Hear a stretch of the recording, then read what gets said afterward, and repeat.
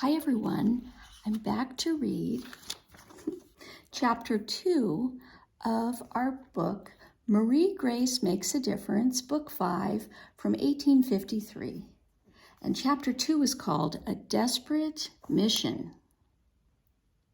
Waves of heat were shimmering off the sidewalk when Marie Grace arrived home that afternoon. Her father's wooden sign hung in front of his office.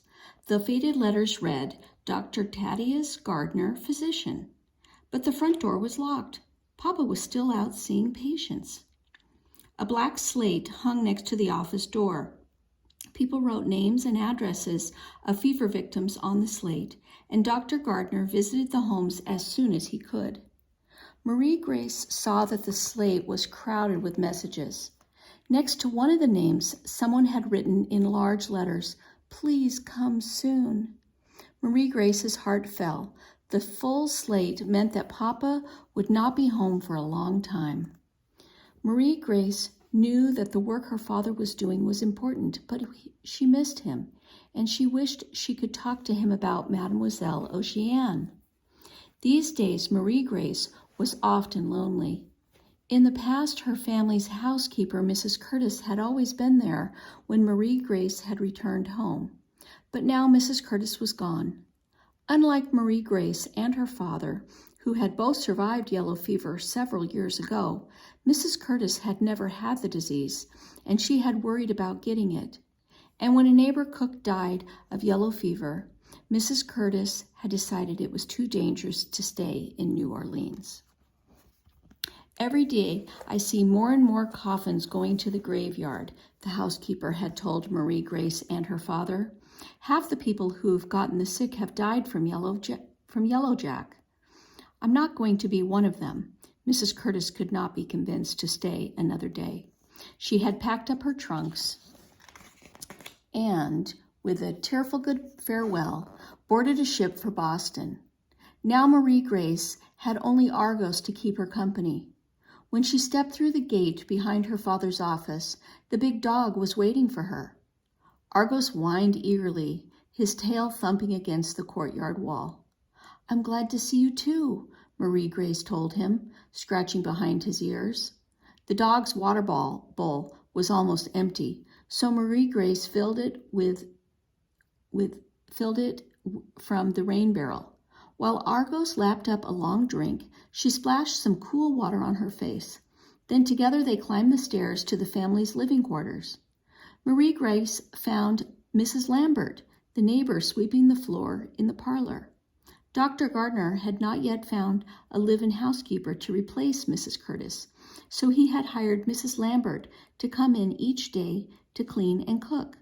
She was a large, cheerful woman with a family of 5 children, and she had helped the Gardners care for Philip before he was taken to the orphanage. 2 weeks ago, Mrs. Lambert's son, Raoul, had fallen ill with yellow fever. Dr. Gardner had done everything he could to care for the child, and now the little boy was recovering. Mrs. Lambert, however, looked more tired than usual. She greeted Marie Grace with a weary smile. "I'm glad to see you back," she said. "I have to be going soon, but I made a pot of jambalaya for you and your father." The spicy smell of sausages and rice wafted in from the dining room, but Marie Grace was still too worried to be hungry. "Thank you, Mrs. Lambert," she said.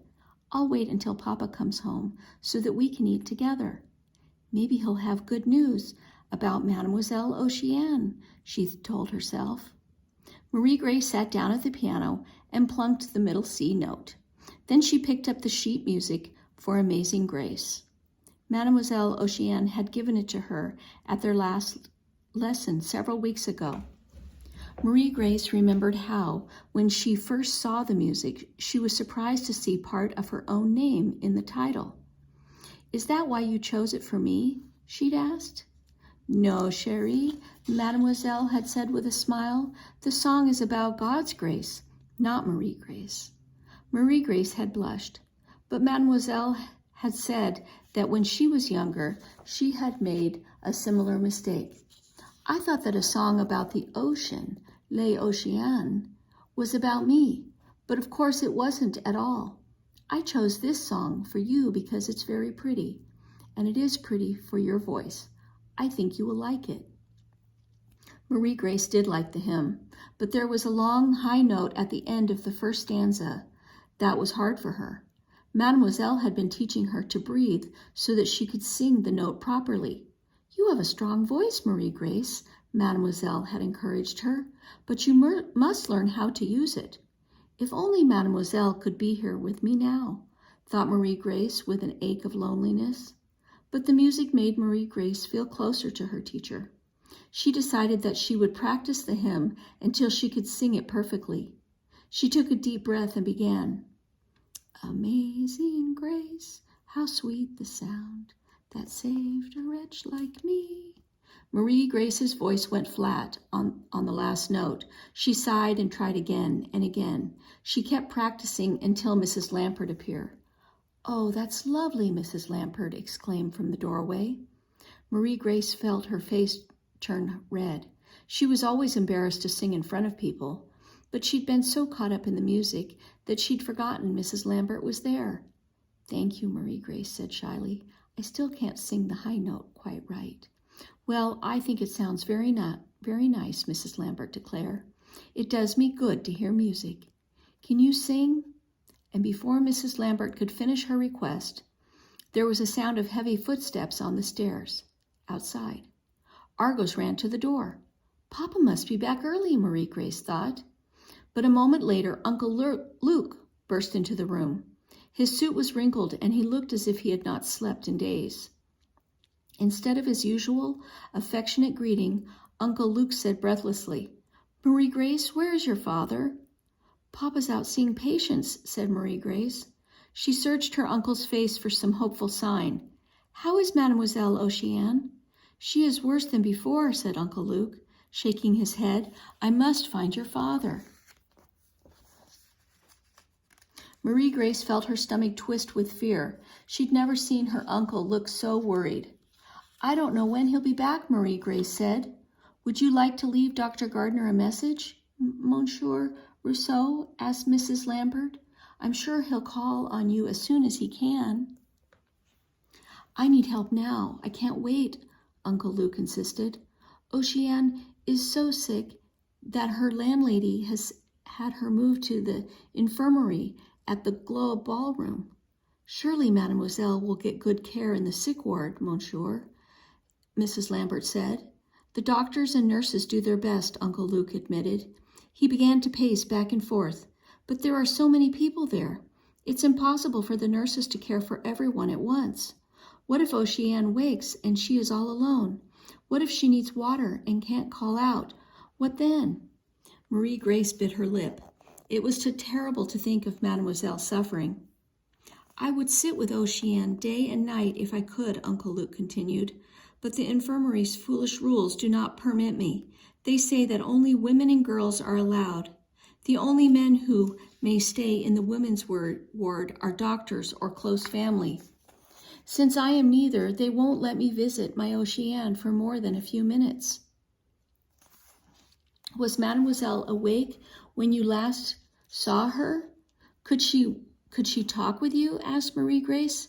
"No, she sleeps almost all the time, and when she wakes she is confused from the fever and does not know where she is."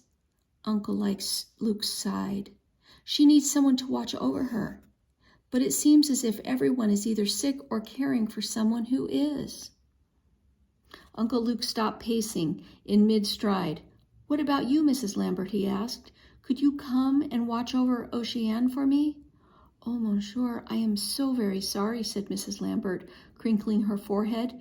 "I'd be happy to help, but if I could, indeed I would. But Raoul is still not strong, and I need to go home to him and the other children as soon as I can." Mrs. Lampert put her finger to her lips for a moment, and then she brightened. "I know a very good nurse, Madame Jeanette. She's a free woman of color. She took care of a friend of mine, and the recovery was like a miracle. If she can't help you, perhaps she'll know someone who can." "Merci, Mrs. Lampert. Thank you," exclaimed Uncle Luke. I will stop at the infirmary for just a moment to see if Oceane is awake yet, and then I will find Madame Jeanette. Would you give me her address, please?" As Mrs. Lambert wrote the address on a scrap of paper, Marie Grace had an idea. She remembered her father saying that good nursing was even more important than medicine in the fight against yellow fever. "We doctors do all we can," he'd told her, "but a good nurse makes all the difference." Maybe I could make the difference for Mademoiselle, she thought. She turned to her uncle. "May I come with you to the infirmary?" He looked startled. "You, Marie Grace?" "Yes," she said with growing confidence. "I could stay with Mademoiselle Oceane. That way she would not have to be alone. You said that they allow girls into the ward." Uncle Luke shook his head doubtfully. "I'm not sure if it would be a proper place for you, Marie Grace. The people there are very sick, and it is," he paused and searched for the right word, "difficult." "I won't mind if it's difficult," she told him. "I've helped Papa in sick rooms before." "I think Marie Grace would be a great comfort to Mademoiselle Oceane," Mrs. Lambert chimed in. Uncle Luke thought for a moment. "Very well," he said at last. "I'll take you with me, Marie Grace, but we must leave now. We don't have a moment to lose." Marie Grace nodded. Then she thought about her father. "Would you let Papa know where I am going?" she asked Mrs. Lambert. "If I see him," Mrs. Lambert said, "but I may be gone before he returns." Marie Grace had already grabbed her bonnet and was hurrying out the door with Uncle Luke. "You can leave him a message on the slate," she called over her shoulder to Mrs. Lambert. Uncle Luke helped Marie Grace into a hired coach. "Driver, hurry," Uncle Luke ordered. The driver cracked his whip, and they set off for the granite-paved street. Okay, and that is the end of Chapter 2, and next time we will read Chapter 3.